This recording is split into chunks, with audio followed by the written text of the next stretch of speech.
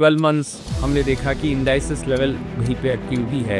Do you see that investors may slowly start losing patience? कुछ emerging market में आप 20%, 30%, 60%, 70% तक का पेनिट्रेशन देखते हैं. वहाँ पर पे इंडिया का पेनिट्रेशन इज हार्डली 5-6%.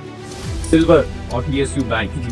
इसमें before anybody could realize you had identified as super thieves, right? कि गोल्ड जो है उसने एक स्टेबल 11-12% के रिटर्न पिछले 20 साल, 30 साल, 50 साल की हिस्ट्री में जनरेट किया, which is equivalent to what Nifty has generated over last many years. Gold को देखना शुरू किया तो हमने देखा कि गोल्ड को कोई क्लोजली फॉलो करता है तो वो था सिल्वर.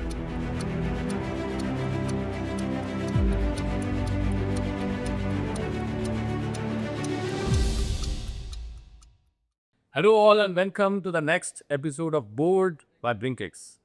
And आज हमारे साथ हैं among the most versatile fund managers that we have come across, Ashish Chatumota. Thank you so much, Ashish, for gracing the Board by Blinkix.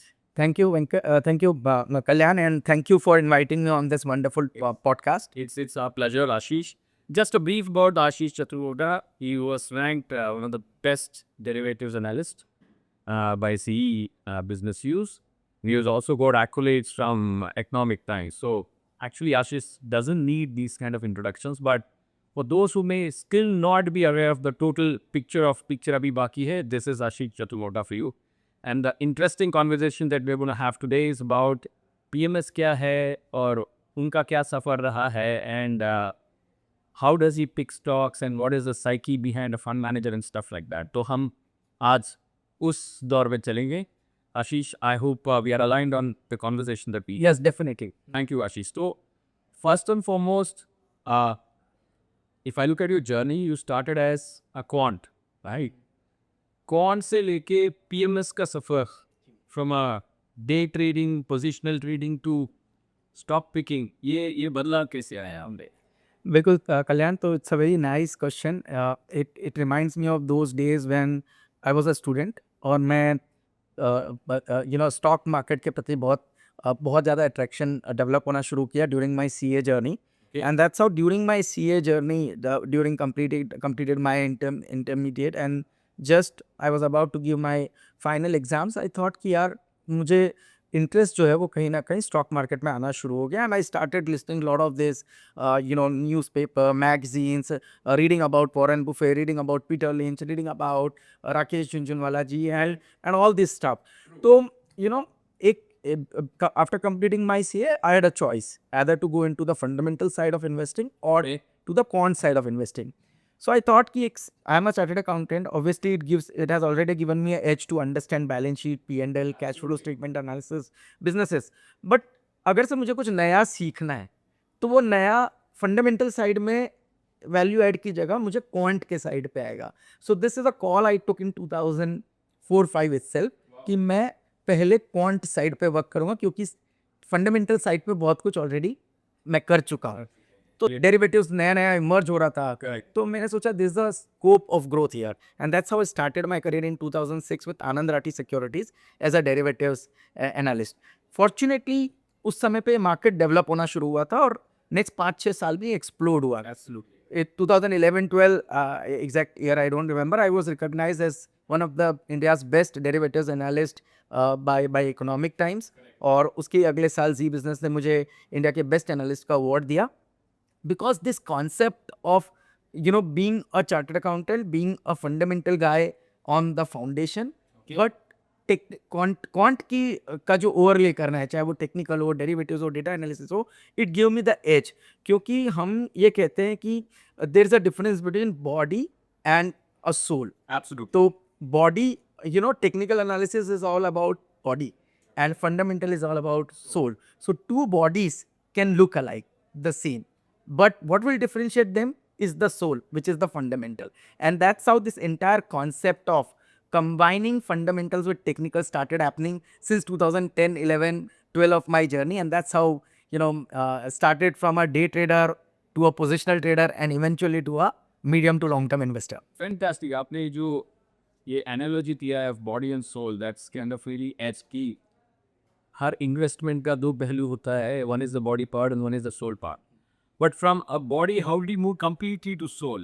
From quant, how did you move completely to fund management? So Kalyan I will not से कि मैं completely move किया, मैं अब ये कहता हूँ कि जितना इम्पोर्टेंट फंडामेंटल है which is I will say as a foundation, जैसे हम एक बिल्डिंग बनाते हैं तो उसका फाउंडेशन क्या है, उसका फाउंडेशन सबसे स्ट्रांग होना चाहिए, वो बिना फंडामेंटल के नहीं हो सकता है। क्योंकि कोई भी कंपनी जिसमें आप इन्वेस्ट कर रहे हो, अगर से वो प्रॉफिटेबल नहीं है, अगर से उसकी टॉप लाइन ग्रोथ नहीं हो रही है, उसकी सेल्स नहीं आ रही है, अगर से वो नॉमिनल जीडीपी से बेटर ग्रो नहीं कर रहे हैं, और एक्चुअल में इन्वेस्टर क्या चाहता है कि रिटर्न ऑन इक्विटी या रिटर्न ऑन कैपिटल एम्प्लॉयड, ये नंबर्स अगर से आपके 15-20%, 25% के नहीं आ रहे और वो कंपनी प्रॉफिटेबल होके कैश फ्लो नहीं जनरेट कर रही है, तो ऐसे बिजनेसेस में लॉन्ग टर्म में कभी वेल्थ नहीं बनेगी। तो इसलिए फंडामेंटल तो फाउंडेशन है, उसको छोड़े बिना ना ट्रेडिंग करनी चाहिए ना इन्वेस्टिंग करना चाहिए।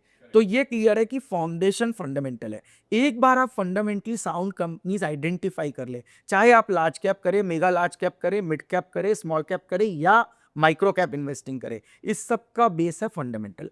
Once you are convinced about the fundamental part, फिर हम देखते हैं कि क्वांट पार्ट क्या है और क्वांट क्यों इंपॉर्टेंट है, ये मैं आपको समझाता हूँ।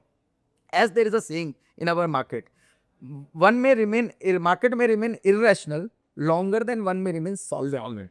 तो आपने बहुत अच्छी थीम आइडेंटिफाई कर ली, पर वो थीम आने वाले 10 साल बाद पैसा बनाने वाली है, तो 10 साल आप क्या करेंगे? 10 साल there is a opportunity loss. आज का इन्वेस्टर इतनी जल्दी रिटर्न एक्सपेक्ट करता है कि आप अगर से 6 महीना, 9 महीना या 12 महीना अंडर परफॉर्म कर दे, तो वो तुरंत देखता है कि भाई कौन बेस्ट परफॉर्मिंग, और वहां से निकल के दूसरी जगह स्विच कर लेता है। तो आप कहाँ बात कर रहे हैं 5 साल और 10 साल की, और इसीलिए फंडामेंटल को क्वांट के साथ कंबाइन होना आज नीड ऑफ द आवर हो चुकी। अनिवार्य हो गया है। Wow, that's a quite interesting, eclectic mix of fundamental कि both are two sides of the same coin, and you can't live without one and ride only on the other. That's yes, जैसे आपने कहा बिल्कुल pure quant, why it will not suit. So I tell you in a rising market कि जब आप बहाव एक side का है तो हर कोई उस बहाव में चला जाएगा, पर पता तब चलेगा जब पानी का बहाव रुकेगा, तब पता चलेगा कौन एक्चुअली स्विम कर रहा है। सो टेक्निकल का प्रॉब्लम यह है, ये क्वांट का प्रॉब्लम यह है कि in a bull market everything will go up. तब आप डिफरेंशिएट नहीं कर पाओगे कि कौन सा फंडामेंटली ड्रिवन तेजी है और कौन सी पानी में जो बह रहा है उसके साथ बह रहा है। तो हमारा काम ये है कि हम ये कहें कि सिर्फ जो चीज बह रही है बिना किसी फंडामेंटल के, उस नाव में सवारी नहीं करना है, क्योंकि आज वो नाव तेज चल सकती है बट वो लंबे समय तक तेज नहीं चलेगी, उसमें कभी ना कभी हमको डूबना है। और कोई कितना भी स्मार्ट अपने आप को समझने की कोशिश करे बाजार में, एक टाइम ऐसा आएगा आप ये जो ग्रेटर फूल थ्योरी है वो एप्लीकेबल नहीं होगी, और कहीं ना कहीं आप उस चक्रव्यूह में कहीं ना कहीं फंस सकते हो। Wonderful, wonderful, आशीष। तो let me, for the benefit of my audience, understand from you, PMS क्या है और उनके नॉर्मल जो मिक्स होते हैं क्या है?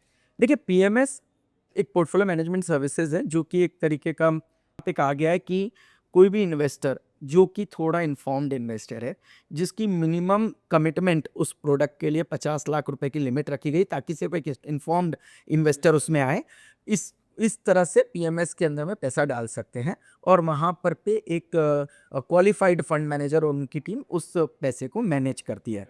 अब आपके पास म्यूचुअल फंड भी है, आपके पास पीएमएस भी है, और आपके पास एआईएफ भी है, साथ में ब्रोकिंग भी है, जहाँ पर पे लोग अपने खुद के ट्रेड्स ब्रोकर्स के रिकमेंडेशन पे या खुद की सोच समझ करके लगाते हैं। तो अल्टीमेटली डिफरेंशिएशन क्या है? तो पीएमएस को हम एक तरीके का निश प्रोडक्ट कहते हैं, क्योंकि जब आप एक पीएमएस या फंड मैनेजर को पैसा दे रहे हैं, पीएमएस फंड मैनेजर को, तो उसका ऑब्जेक्टिव है कि देखिए 5500 से ज़्यादा स्टॉक लिस्टेड है स्टॉक मार्केट में।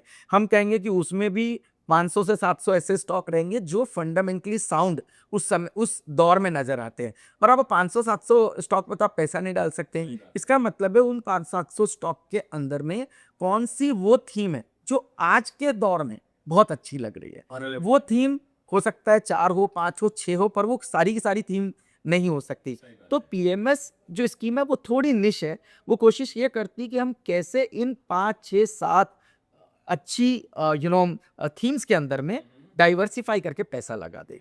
बट ऑब्जेक्टिव ये नहीं है कि आप पूरे मार्केट में पैसा लगा दे, वरना फिर कोई पॉइंट नहीं है एक पीएमएस मनी मैनेजर को पैसा देने का। अब इसके एडवांटेज भी हैं, जैसे कि मान लीजिए 2021 से लेकर 2024 तक आप देखेंगे तो पीएमएस की इंडस्ट्री ने बहुत बड़ी ग्रोथ दिखाई, चाहे एएफ या पीएमएस दोनों इंडस्ट्री ने बहुत अच्छी ग्रोथ दिखाई। उसका कारण था कि ब्रॉड बेस मार्केट की रैली शुरू हुई। जब ब्रॉड बेस मार्केट की रैली शुरू होती तो क्या होता है, बहुत सारी थीम्स इमर्ज होती है जो शायद इंडेक्स के अंदर में बहुत बड़ा वेट नहीं रखती। मैं छोटा सा एग्जांपल आपको दूंगा, 2021 से लेकर 2024-25 तक के जो सबसे बढ़िया रिटर्न बना वो एक थीम थी डिफेंस थीम, उसमें बड़ा पैसा बना। बट जब आप डिफेंस थीम को पूरे मार्केट के वेट के हिसाब से देखें तो you will realise this weight is minuscule, कोई वेट ही नहीं है। तो अगर से कोई बड़ा म्यूचुअल फंड या फंड मैनेजर उसमें पैसा डालना चाहे तो उसके लिए ये वेट से बाहर जाने वाली बात हो जाएगी। बट एक पीएमएस फंड मैनेजर तब ये कॉल लेगा कि क्या ये जो सेक्टर है डिफेंस का वो अच्छी ग्रोथ दिखाने वाला है क्या। मान लीजिए इकोनॉमी की ग्रोथ 7% से हो रही है, नॉमिनल जीडीपी की ग्रोथ 11% से हो रही है, मैन्युफैक्चरिंग ऐसा सेक्टर की ग्रोथ मान लीजिए 14-15% से हो रही है, तो क्या डिफेंस 18-20% से ग्रो हो रहा है? क्या वहां पे मार्जिन एक्सपेंशन के चांस ज्यादा है? क्या वहां पे पी री रेटिंग का चांस ज्यादा है? अगर से ऐसी सिचुएशन है तो वो सिग्निफिकेंट ओवरवेट पोजीशन पे चले जाएगा, तो जो रिटर्न बनेंगे वो भी सुपर नॉर्मल रिटर्न उस समय बनते हैं। ये तो हो गया on the positive side of investing into PMS. But यही टाइम आता है जैसे कि अभी एक चैलेंजिंग टाइम हमारे बाजार में चल रहा है, जहां पर आप देख रहे हो कि बीएससी 500 में 70% से ज्यादा stock has delivered sub optimal return than the BSE 500 as an index. तो ऐसी सिचुएशन में ब्रॉड बेस मार्केट बड़ी तकलीफ में चल रहा है। बट आप इंडेक्स को देखेंगे निफ्टी 50 को तो वो ऑलमोस्ट ऑल टाइम हाई पे खड़ा है। तो इन्वेस्टर को एक कंफ्यूजन हो सकता है कि बाजार में तेजी है और हमारा पोर्टफोलियो परफॉर्म नहीं कर रहा है। तो ऐसे समय पे एक फियर्स फंड मैनेजर की रिस्पॉन्सिबिलिटी है कि वो इन्वेस्टर को ये समझाए कि आपने जो पैसा लगाया है वो 3 से 5 साल के लिए कुछ अच्छी थीम्स के लिए लगाया है, और इसमें periods of under performance, periods of consolidation हो सकता है। बट अगर से आपकी इंडस्ट्री की पकड़ सही है, थीम की पकड़ सही है, तो in the medium term the out performance, the possibility of a strong out performance बहुत अच्छा आएगा। So it is like making the expectations right at the beginning of the relationship. बिल्कुल। That's what you're saying. On theme जैसे आपने defence के बारे में बात किया था आशीष, तो I have two stories about you कि आपने सिल्वर और पीएसयू बैंक जी इसमें before anybody could realize you had identified as super thieves, right? What triggered this conviction that you had? तो कल्याण, मैंने आपको कहा कि हमने अभी तक सिर्फ 2 बात की, फंडामेंटल्स और टेक्निकल्स। Correct. जबकि जो हमारी पीएमएस की स्टाइल ऑफ इन्वेस्टिंग है, जो मेरी स्टाइल ऑफ इन्वेस्टिंग है, जिसको मैं कहता हूँ मैं एक फोर फ्रंट पे उस स्टाइल के बारे में बात करता हूँ पूरे इंडस्ट्री में, वो है 360 डिग्री इन्वेस्टिंग। 360 डिग्री इन्वेस्टिंग का मतलब है, हम कहते हैं देयर आर 4 पिलर्स। ये 4 पिलर्स है fundamentals, technicals and then there are market dynamics and psychology. तो फंडामेंटल्स की बात सब करते हैं, टेक्निकल की बात भी आप कभी कभी सुनते हैं, क्वांट की बात आप कभी कभी सुनते हैं, but there are 2 important pillars. जैसे कि हमने कहा investing is all about science and also about art. तो जो आर्ट पार्ट है वो मिसिंग है। वो आर्ट पार्ट क्या है? वो है मार्केट डायनामिक्स, वो है साइकोलॉजी। मैं आपको छोटा सा एग्जाम्पल देता हूँ। जरूर। एक मूवी आई थी, आपने देखी होगी, जिसका नाम था जिंदगी ना मिलेगी दोबारा। तो ये मूवी आए बहुत समय हो गया, बट इस मूवी को रियल लाइफ में इम्प्लीमेंट हुआ कोविड के बाद, जब लोगों ने रियलाइज किया कि जिंदगी ना मिलेगी दोबारा, and it change the way we use to think about travel, we use to think about tourism, we use to think about having bigger car, we use to think about bigger homes, about quality of life, about lifestyle, about consumption. ये नहीं था, क्योंकि मैं खुद एक मारवाड़ी हूँ। मैं एक तो हम लोग समझते हैं कि जो एक मेंटालिटी है वो ये है कि आप कमाओ 100 रुपया और खर्च करो 20 रुपया। किसी को पता नहीं चलना चाहिए कि आपके जेब में 80 रुपया है। ये एक हम बहुत स्ट्रॉन्ग एक बिलीफ में जनरली हमने देखा है, ये इंडियन बिलीफ भी इस तरह से रहा हुआ है, और ख़ास तौर पर जिस कम्युनिटी से मैं हूँ वहाँ पे भी ये थॉट प्रोसेस बहुत रहा है। तो ये जो थॉट प्रोसेस है इसमें बहुत बड़ा चेंज आया पोस्ट कोविड, जिसको मैंने कहा जिंदगी ना मिलेगी दोबारा। अब इसका इम्पैक्ट क्या हुआ? इसका इम्पैक्ट हुआ पूरे टूरिज्म सेक्टर पे। आप देखिए इंडिगो का शेयर, आप देखिए होटल इंडस्ट्री के शेयर, चाहे वो इंडियन होटल हो, आईटीसी होटल हो, लेमन ट्री हो, इनके अंदर में सबसे बड़ी ग्रोथ आई आफ्टर 2021 कोविड के पीरियड के बाद। क्योंकि आज आप देखिए होटल रूम्स, जो रूम आपको 6-7 हज़ार रुपये में मिलता था आज वो 15,000 से कम नहीं मिल रहा है। जिस होटल के अंदर में मात्र 50 से 55% ऑक्यूपेंसी रहती थी, आज वहाँ ऑक्यूपेंसी लेवल 70% ऊपर हो गए। कभी-कभी आपको होटलों में रूम नहीं मिलते, है ना? आप कोई भी जगह की कोई भी चीज़ की बुकिंग कराने जाए तो वो ऑलमोस्ट डबल हो गई। क्यों? क्योंकि सडनली डिमांड बढ़ गई।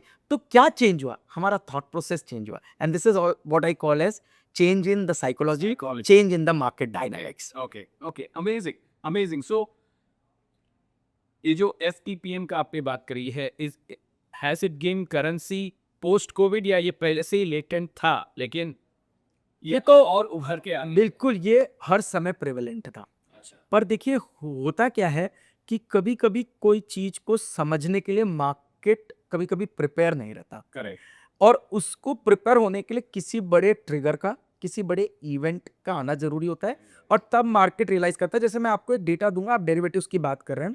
मैं 2005-6 से डेरिवेटिव्स मार्केट ऑब्ज़र्व कर रहा हूँ और जैसे मैंने कहा कि मैं उस समय डेरिवेटिव्स कर रहा था जब जब उसके मार्केट एक्सपर्ट भी बहुत ही लिमिटेड हुआ करते थे और मुझे याद है कि तब हम लोग ऑप्शन राइटिंग की स्ट्रैटेजीज रिकमेंड करते थे। ये जो short straddle, short strangle, delta hedging, all this we used to talk. पर मुझे याद है कि 2006 से 2015 तक मैंने शायद 300-400 इवेंट कर दिए होंगे अलग-अलग जगह पे, investor conference, training, seminar. But option writing कोई बहुत बड़ा प्रोडक्ट नहीं बना। लोगों को समझ में आता था सिर्फ buying of option. Writing was never a very big theme. But post Covid क्या हुआ? आप देखिए आज पोस्ट कोविड सडनली ये हो गया कि आप एक रिटेल ट्रेडर जिसकी शायद 50,000 की कैपिटल की क्यों ना हो, वो भी ऑप्शन राइटिंग कर लेता है। करना शुरू कर दिया है। तो दिस इज व्हाट, क्या ऑप्शन राइटिंग 2006 में नहीं थी? तब भी थी। बट तब ये माना जाता था कि ये बड़े लोगों का गेम है, इंस्टीट्यूशन का गेम है, अल्ट्रा एचएनआई का गेम है। ये चीजें बदल गई पोस्ट कोविड। तो मैंने कहा एक बड़ा इवेंट, लोग घर में बैठे, लोगों ने ट्रेनिंग की, लोगों को रियलाइजेशन हुआ कि अगर से आप ऑप्शन राइटिंग से सिक्योर्ड रिटर्न बना सकते हैं तो why to take unlimited risk of buying जहां पे आपकी कैपिटल पूरी तरह से टूट सके। तो ऐसे बहुत सारे मिथ्स टूटे और suddenly option writing became a new norm. Viable trading product. Wow. So, so if I understand it right, ये सब products, ये सब philosophy पहले से ही थे, but this market changing event of COVID actually gave rise to a lot of themes and trading patterns also. मुझे लगता है लोगों के समझने का एक्सेप्टेंस बदल गया। बदल गया। आप कल्याण जानते होंगे कि 2008 में भी मंदी आई, बट 2008 की मंदी के समय पे इन्वेस्टर्स ऐसे थे कि जहां पे मार्केट गिरा लोग बाजार से बाहर हो जाते थे। इट्स नॉट जस्ट ब्रोकिंग, पर म्यूचुअल फंड बेच देते थे। सही बात है। अब आप देखिए क्या हो रहा है। ये साल में हमारी डोमेस्टिक इंस्टीट्यूशनल इन्वेस्टर का पैसा ऑलमोस्ट 70-75 बिलियन डॉलर का इनफ्लो हमें कैलेंडर ईयर टू डेट देखने को मिल गया। इसका मतलब है जबकि इस साल कोई बहुत बड़े रिटर्न नहीं बने, इनफैक्ट कई जगह पे नेगेटिव रिटर्न भी बने। स्मॉल कैप तो 7-8% ये साल calendar year to date negative है, बट उसके बावजूद भी इन्वेस्टर कॉन्फिडेंस नहीं टूटा। तो मुझे लगता है कि लोगों का एक्सेप्टेंस और ये जो एजुकेशन अवेयरनेस क्रिएट हुई है, it has changed a lot. मुझे लगता है आज का इन्वेस्टर बहुत ज़्यादा मैच्योर है, बहुत ज़्यादा इंफॉर्मेशन सीकिंग है, बहुत ज़्यादा नई चीज़ों को सीखने की एक्सेप्टेंस उसमें डेवलप हो चुकी है। And I give credit to शायद ये पीरियड ड्यूरिंग कोविड जहाँ पर लोग जब घर पे बैठे, देखिए आप कब सोचेंगे जब आप खाली बैठेंगे। तो कहते हैं ना बच्चों को बोर होना बहुत जरूरी है, जब तक वो बोर नहीं होंगे तब तक वो सोचेंगे नहीं कि उनको क्या करना है। मुझे लगता है शायद वो पीरियड आया। बिल्कुल बिल्कुल। Super, super. Now that we are talking about that DIFI investment, चलो मैं वहाँ पे एक स्लाइटली और सा सवाल ये है कि दिस होल ऑफ 12 मंथ्स हमने देखा कि इंडाइसिस लेवल वहीं पे एक्टिव भी है। Do you see that investors में स्लोली स्टार्ट लूजिंग पेशेंस, और या मैच्योरिटी बरकरार रहेगा आपके? देखिए मुझे तो लगता है कि जो इंडिया का पेनिट्रेशन लेवल है ऑफ इन्वेस्टिंग, या वो अभी शुरू हुआ है। आप देखिए जहाँ पर पे यूएस में डेवलप मार्केट में, कुछ इमर्जिंग मार्केट में आप 20%, 30%, 60%, 70% तक का पेनिट्रेशन देखते हैं, वहाँ पर पे इंडिया का पेनिट्रेशन इज हार्डली 5-6%।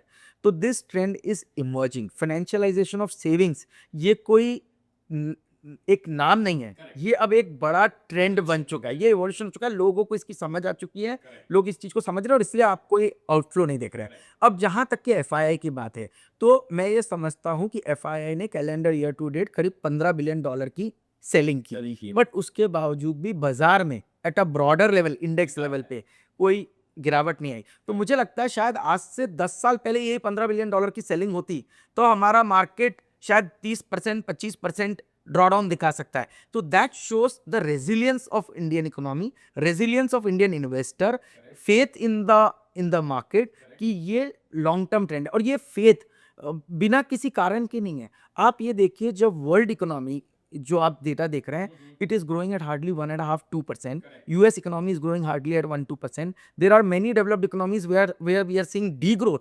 वहां पर इंडिया इकोनॉमी 6.6% की जीडीपी ग्रोथ दिखा रहा है, जिसका भी रिवीजन एस्टिमेट अपवर्ड की तरफ हुआ है।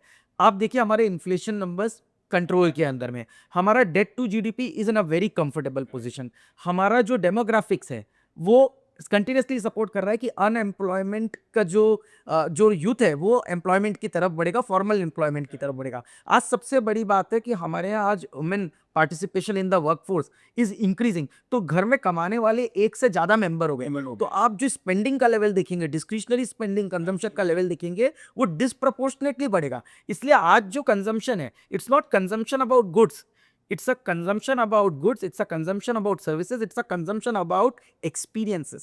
आज हम experiences पे पेमेंट करना चाह रहे हैं, और जब ये सिचुएशन आ जाए तो आप देखेंगे जो कंजम्पशन है वो एक्सप्लोड होने वाला है। तो मुझे नहीं लगता कोई भी एक ऐसा कारण है जो इंडिया की इकोनॉमी को की ग्रोथ को रोकने वाला है। और अगर से इंडिया की इकोनॉमिक ग्रोथ आने वाले 5 साल 10 साल प्रिडिक्टेबल ग्रोथ है, तो कोई ऐसा कारण नहीं है कि लॉन्ग टर्म में वेल्थ क्रिएशन स्टॉक मार्केट से ना ना हो। एंड मुझे वही लगता है कि इंडिया की जो इकोनॉमी, जिसको हम कहते हैं $25 पर कैपिटा इनकम के लेवल के ऊपर जैसे ही हम जाएंगे, the disproportionate consumption is going to go up significantly, and that's where the real growth of India economy will start. Amazing, amazing, man. Okay, now something very core to fund management, Ashish.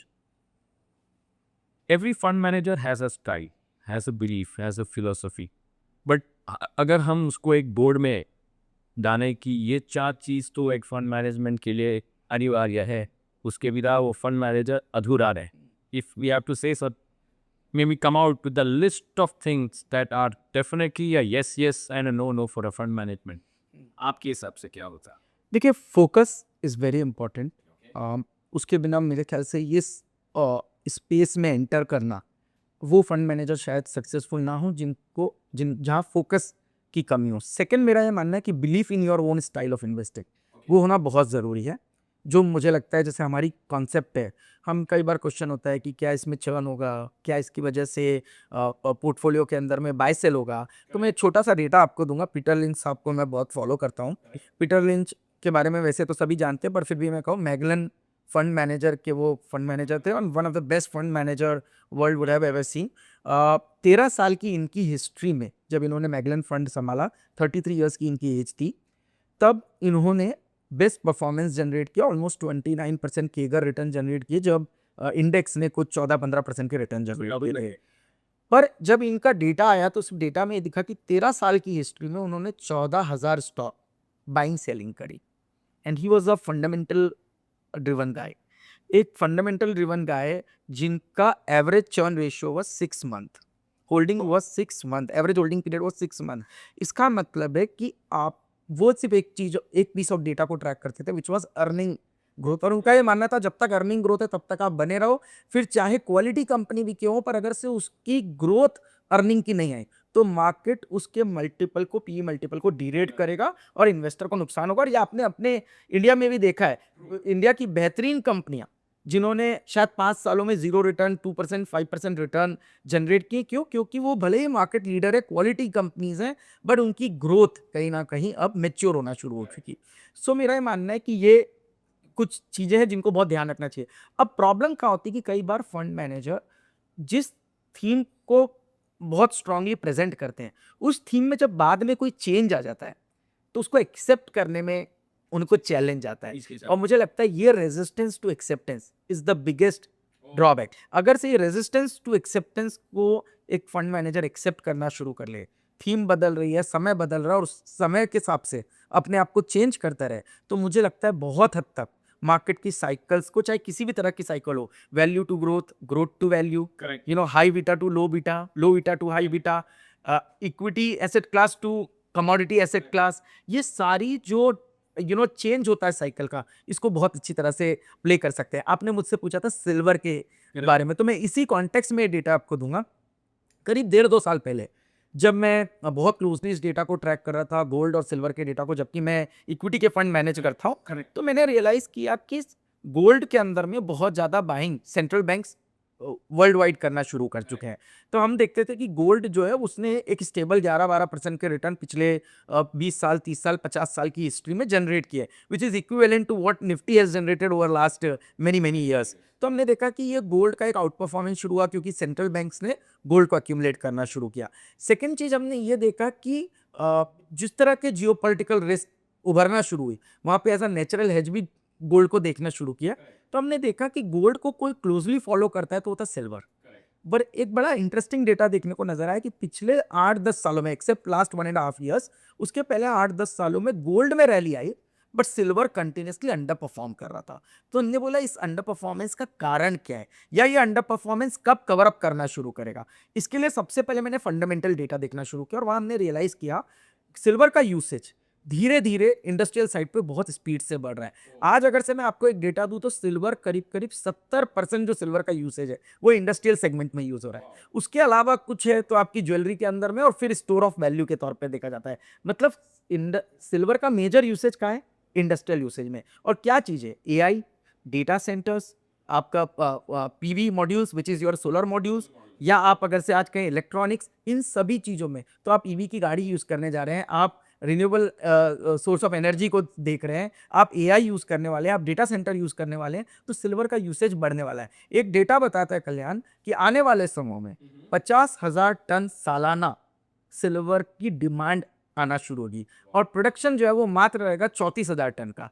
तो imagine the supply demand mismatch, which told me a clear story कि silver के बढ़ने के chance है। फिर gold silver ratio, जो भी gold बढ़ रहा था सिल्वर नहीं बढ़ रहा था, तो एक यहाँ पर पे बहुत ज़्यादा रिकवरी आना शुरू होगी। और फिर हम जैसे कहते हैं टेक्निकली सिल्वर ने पिछले 13-14 सालों से जीरो रिटर्न जनरेट किया। जैसे ही उसने चार्ट पे ब्रेकआउट दिया, I remember that day was around 80,000 rupees का प्राइस था सिल्वर का इंडियन रुपी टर्म्स में। तो I said that's a time कि ये अब यहाँ से बड़ी रिकवरी सिल्वर के अंदर आना शुरू होगी। And as we speak today silver has crossed almost 2 lakh BCs, yeah. So चांदी चांदी हो। who actually bought. Outstanding. हमने PMS की थोड़ी बात की है, AF में we just touched upon. Overall wealth management trajectory आपके हिसाब से, are you seeing that affluence in the country is growing, so wealth management also will become a bigger responsibility for fund managers like you? Definitely I think, मैं तो आपको एक छोटा सा data देता हूँ। आज अगर से आप म्यूचुअल फंड पेनिट्रेशन की बात करें तो इंडिया में mutual fund penetration is hardly 13% of the GDP. मोटा मोटी 75 लाख करोड़ की इंडस्ट्री है, जिसमें 40-45 लाख इक्विटी एएम होगा, rest debt and other asset classes होंगे। अब अगर से मैं mutual fund penetration to GDP देखूं तो ग्लोबली ये नंबर किसी जगह पे 50% है, किसी जगह पे 60% है, किसी जगह पे 30% है। इंडिया में मैं ये नंबर पे बैठा हूँ 13% पे। और इंडिया की इकोनॉमी क्या होने वाली है, तो हम अगर से इसको बात करें तो जैसा बार बार ये बात चल रही कि इंडिया 2047 तक डेवलप्ड इकोनॉमी बन के उभरेगी, और हम लोग $10 ट्रिलियन इकोनॉमी के नंबर पर जाने वाले हैं। अगर से हम $10 ट्रिलियन की इकोनॉमी के नंबर पे जाने वाले हैं, तो आप ये सोचिए म्यूचुअल फंड का लेवल उस दिन क्या होगा। तो एक ब्रॉड एस्टिमेट कहता है कि ये नंबर 300 लाख करोड़ क्रॉस करेगा, Which is 4 times what of what we are today. अब इमेजिन जब म्यूचुअल फंड का साइज इतना बड़ा हो जाएगा, तो what will happen to your wealth management outfits, what will happen to brokers, what will happen to distributors, mutual fund distributors, and eventually to the AMC company. ASC companies. Awesome. So इस बात से एक ही चीज हम दर्शाना चाहेंगे for the audience here is that you need to learn to keep the faith. The kind of conference that Ashish is able to exude today is a reflection of years of data, more technical, fundamental, quant, आप जो भी शब्द use करेंगे. So we need to learn to keep the faith, and eventually, the portfolios will start looking hopefully much better than what we are seeing right now. On that, Ashish, let's have some game. एक rapid fire कर लेते हैं, and यहाँ पे basic rule ये है कि आप बिना सोचे, you are a quant guy, so you think you are a chartered accountant, to talk about numbers, you are a fundamental guy, so understand all these pluses. So here is the slight challenge for you कि हम rapid fire करते हैं, and you will not think, and give me the answer, right? So here it goes, Ashish. Your morning ritual that sets you from market mindset. No it goes without saying देखिए हमारी industry में calmness होना बहुत ज़रूरी है। तो morning I start with a walk. Walk के बाद मैं 15 मिनट कम से कम प्राणायाम करता हूँ और रोज़ कोशिश करता हूँ कि थोड़े नए वेरिएशन भी लाऊं बिकॉज उससे अच्छा लगता है, थोड़ा बोर्डम जाती है। So I do lot of pranayama, I do walk and weekly 2 times I try to do swimming. तो this keeps me in a very comfortable position. जहाँ तक कि reading as a habit it goes without saying we have to read a lot and it's not just about reports of the companies, we have to read different things. क्योंकि मैंने आपको कहा FTPM approach is all about dynamism, और वो dynamism जो है ना, मैं आपको कहता हूँ कई बार मैं मूवी देखता हूँ बॉलीवुड मूवी, तो मुझे वहाँ से भी बहुत कुछ सीखने को मिलता है। तो I think it, as I say, it's a learning from everywhere, but definitely reading books it really helps a lot. Awesome. Volatile market, is it excitement or caution? No so definitely it's excitement because अभी मैं ये समझता हूँ कि जिस तरह से market correct हुआ, आपको कई अच्छी क्वालिटी के स्टॉक इस समय पे अपने पीक से 50, 60, 70% डाउन मिल रहे हैं, और ये अपने सेक्टर के मार्केट लीडर्स हैं और इनके वैल्यूएशन बहुत कंफर्टेबल जोन में है। तो मैं ये कहूँ कि इस समय पे डर है ऐसा नहीं। हाँ, इन्वेस्टर के साथ थोड़ा सा इस समय पे इन्वेस्टर बहुत वरीड रहते हैं क्योंकि वो अपने पोर्टफोलियो में देखते हैं स्टॉक नीचे गिर रहा है। बट जब हम 5 साल का व्यू लेते हैं तो एक बहुत सिंपल सी बात है, 2 तरह के इन्वेस्टर होते हैं।